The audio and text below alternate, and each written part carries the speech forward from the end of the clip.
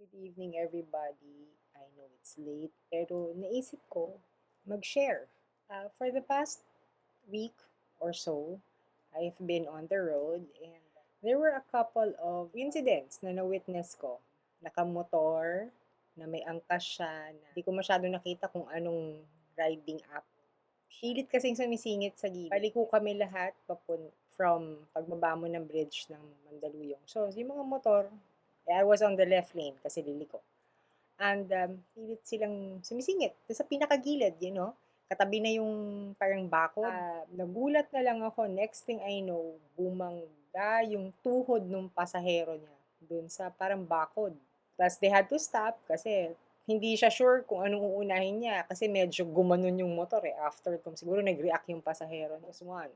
Tapos, nung weekend, accident, motorcycle and another motorcycle. And at that moment na bumangga yung tumatakbo, kasi traffic light, tumatakbo, mabilis. Siguro akala niya sasakto siya sa go.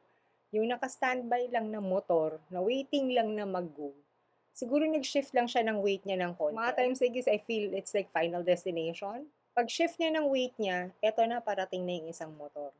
Lo and behold, na-shock ako kasi na semento, next thing you know, tumama yung motor na nakapark dun sa kotse na nasa harap.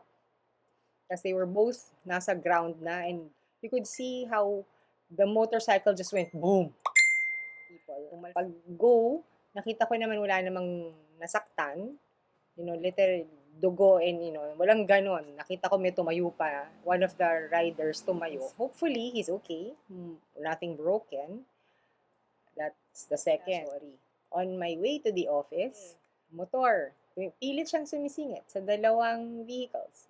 Para hindi siya bumangga sa akin, kasi bumusina ako kasi nakikita ko na yung trajectory niya. So, bumusina ako. Hindi naman malakas yung beep, ganun lang. Para lang maas siya na, may car. Dahil iningatan niyang hindi niya ako tamaan, bumangga siya dun sa taxi. Instead na tumigil siya, dinerecho niya. I could hear the taxi driver screaming and the taxi driver wanted him to stop, be accountable. In the number of days na nasa labas ako, I've seen several instances na alam mo yun, na you wouldn't think na mangyayari. Every day that I'm out on the street, whether I'm driving or tumatawid ako, it's something that we are not aware of. I can safely say, we can control some parts of it. Pero the rest, hindi natin makontrol. And we can protect ourselves. So, number one yan. Pag tatawid kayo, huwag kayong bara-barang tumatawid. Look left, look right. The basic na tinuturo sa atin, even when we were kids. May tumatawid, tumatakbo. Tapos nakaganon siya. As in, go kami, tapos tumatawid siya. Lahat kami, pag ganon siya, pag ganon. Tumatawid siya, tapos nakaganon siya. Gusto niya patigilin lahat. Pero ako, as a pedestrian myself, hindi ako tatawid pag nakita kong go. Pag yung traffic light na go, hindi ako tatawid. Hindi ko i-risk yung buhay ko. So, pag nasa labas, kay pasahero ka, parang yan, yung kasakay dun sa ride-hailing app. Diba? Hopefully, walang nangyari sa tuhod niya. Kasi yung barrier na yun sa gitna dun sa may Mandaluyong to Pasig, yun fence yun, iron fence. So, try to, ikaw gusto mo lang makarating sa pupuntahan mo, sumakay ka ng ride-hailing app, di ba? Tapos may mangyayari pa sa'yo. So, ako, personally, pag sumasakay akong ganyan, angkas or whatever, pagsakay ko pa lang, Manong, dahan-dahan po ha, may mga pamilya po tayo nag-iintay. Tapos I would interview, may anak na po ba sila?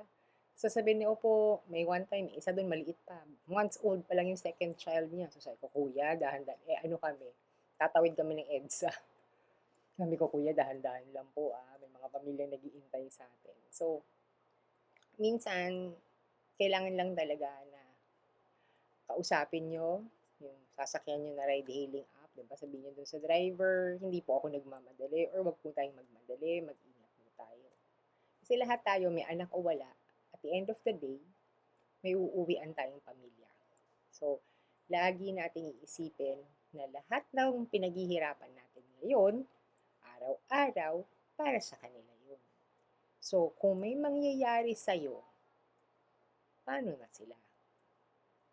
That's it. I just wanted to share na lahat kayo, when you're going out today, tomorrow, every day, ingat po tayo lahat sa pagtawid, sa pagmaneho, sa pagsakay, sa pagbaba ng bus, tingin po sa kanan, di ba? Sinasabi naman ng mga driver yan.